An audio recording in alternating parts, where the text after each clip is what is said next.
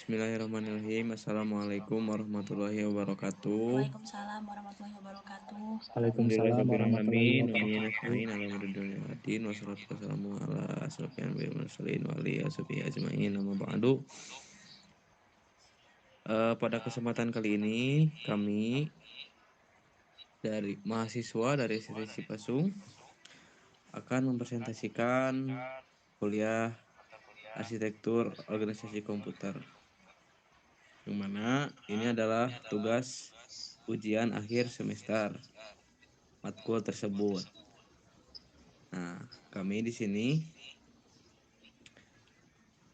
kebetulan kelompok 1 yang akan menjelaskan arsitektur dan organisasi komputer. Acep sama Jaka on cam deh. Nah, sok lanjut. Saya Ahmad Nazrin Farid sebagai moderator dan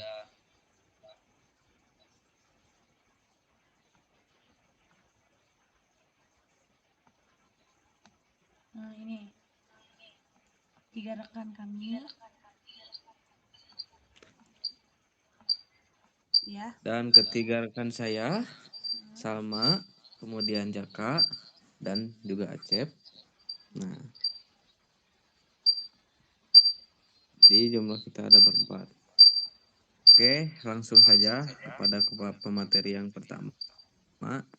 Dipersilahkan. Oke, mungkin oleh saya sendiri untuk materi yang pertama. Jelas banget, sumpah. Oke, next slide. Udah. Nah, sini arsitektur dan organisasi komputer. Dalam sistem komputer terdapat dua konsep penting yang sering dibedakan namun saling berkaitan, yaitu yang pertama arsitektur komputer dan kemudian organisasi komputer. Nah, arsitektur komputer itu sendiri adalah atribut-atribut dan atribut-atribut dari sistem komputer yang terlihat oleh programmer dan memiliki dampak langsung terhadap pelaksanaan program. Contoh, teknik pengalamatan. Kemudian organisasi komputer merujuk pada cara unit-unit operasional diatur dan spesifikasi arsitektur tersebut. Oke, next. Udah. Kemudian ada struktur dan fungsi. Nah, untuk strukturnya, yang pertama, komputer adalah sistem yang kompleks dan bersifat hierarkis. Kemudian terdiri dari subsistem saling terkait dari tingkat sistem hingga ke sistem terkecil. Kemudian pada setiap tingkat, sistem terdiri atas pertama struktur, yaitu cara komponen saling berhubungan. Kemudian ada fungsi operasi masing-masing komponen. Kemudian dua, pendekatan dalam memahami sistem. Ada bottom up dari bawah ke atas. Lalu ada top down dari atas ke bawah. Digunakan dalam karena lebih efektif. Kemudian ada fungsi. Yang pertama, data processing atau pengolahan data. Kemudian komputer komputer memproses berbagai bentuk data menggunakan operasi Kelihatan nggak?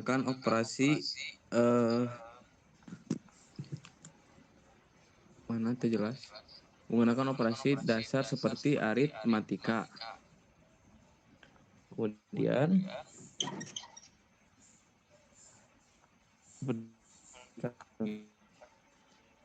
ada storage, ada jangka pendek itu sementara saat diproses RAM. Kemudian jangka panjang data disimpan masa depan atau yang disebut HDD sama SSD. Kemudian yang keempat ada data movement atau pemindahan data. transfer data antar komputer dan dunia luar. Kemudian menggunakan perangkat I atau O, input atau output, atau komunikasi data jarak jauh. Kemudian yang kelima ada kontrol. Mengatur jalannya ketiga fungsi di atas dan dilakukan oleh kontrol unit CU dalam CPU berdasarkan instruksi pengguna. Nah, Selanjutnya mulai sama aku dilanjutin. Nah, itu untuk fungsi. Oke, di sini selanjutnya untuk materi organisasi komputer sendiri, di sini ada yang namanya operating environment. Gambarannya. Jadi struktur dan fungsi dari sebuah komputer pada dasarnya sederhana. Gambar di atas ini menggambarkan fungsi dasar bahwa komputer dapat melakukan beberapa hal secara umum. Ada hanya 4. Satu, pengolahan data, kemudian penyimpanan data, kemudian data pergerakan dan kontrol. Oke.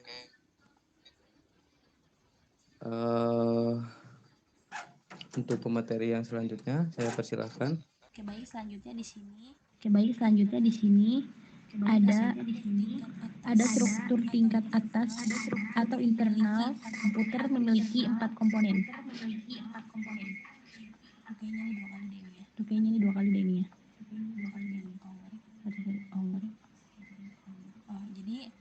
Jadi struktur utama lain antara lainnya ini adalah yang pertama ada central processing atau unit CPU. Maksudnya di sini ada central processing atau unit yang berfungsi untuk mengontrol operasi komputer. Ya apaan sih? Kok gue jadi barel anjir? Jadi yang pertama di sini ada central processing unit atau sering kita sebut sebagai CPU yang berfungsi untuk mengontrol operasi komputer dan yang akan membentuk fungsi-fungsi pengolahan datanya. Jadi CPU ini secara sederhana bisa disebut sebagai prosesor. Yang kedua ada main memory yang dimana dia berfungsi untuk menyimpan sebuah data. Yang ketiga ada I/O atau input output. Jadi dia di sini berfungsi untuk memindahkan data antar komputer dengan lingkungan luarnya. Yang keempat ada sistem interconnection, yaitu beberapa mekanisme komunikasi antara CPU, main memory dan I/O atau input output tersebut. Selanjutnya di sini bisa kita lihat ya, di gambar A ini menunjukkan sebuah operasi data movement yang dimana di dalam komputer unit control mengelola sumber daya komputer dan orkester kinerja bagian-bagian fungsional dalam respon terhadap instruksi tersebut. Jadi komputer itu dapat berfungsi sebagai alat pemindahan data yang dimana pemindahan data dari sebuah peripheral atau saluran komunikasi ke perangkat lainnya. Dan di sini ada di gambar B ini menunjukkan sebuah operasi storage. Hal ini dia untuk berfungsi sebagai menyimpan data atau device dengan data yang ditransfer dari lingkungan eksternal ke atau read dan sebaliknya atau read write. dan sebaliknya atau Untuk write. gambar C sendiri di sini Untuk menggambarkan gambar sebuah C sendiri di sini operasi menggambarkan sebuah operasi dari ke sebuah storage. Diagram ini menunjukkan operasi-operasi yang melibatkan pengolahan data manapun yang dimana terdapat baik dalam tempat penyimpanan tersebut. Di sini untuk gambar D ini adalah gambaran sebuah operasi-operasi yang melibatkan pengolahan data atau perpindahan antar penyimpanan dan lingkungan luar atau eksternal. Untuk Mungkin materi selanjutnya untuk materi yang selanjutnya bisa disampaikan oleh rekan saya. Sok mau ku Acep mau ku Jaka. Bolehlah ke saya tuh. Baik, selanjutnya saya akan menyampaikan tentang yaitu struktur CPU. Yang pertama yaitu kontrol unit yang berfungsi untuk mengontrol operasi CPU dan mengontrol komputer. Untuk yang kedua yaitu arithmetic dan ends logic. Unit yaitu untuk membentuk fungsi-fungsi pengolahan data komputer.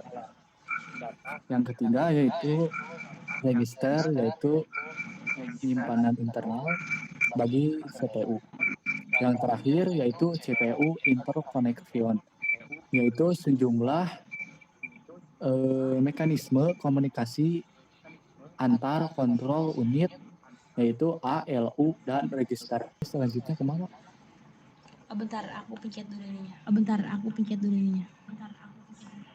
Di sini saya akan menjelaskan tentang CU, Control Unit. Pertama, memberitahukan kepada unit input data apa yang dimasukkan ke dalam primary stroke dan kapan dimasukkannya. Yang kedua, memberitahukan kepada unit primary stroke di mana data itu harus disempatkan. Yang ketiga, memberitahukan kepada unit arithmetic logis operasi yang mana yang harus dilakukan, di mana data akan diperoleh, di mana hasil yang akan ditetapkan. Yang keempat, memberitahukan file mana yang boleh dipergunakan dan data apa yang dipergunakan. Yang kelima, memberitahukan unit output yang mana yang akan ditulis akhir-akhirnya. Sekian dari saya. Ya, mungkin boleh kembali kepada moderator.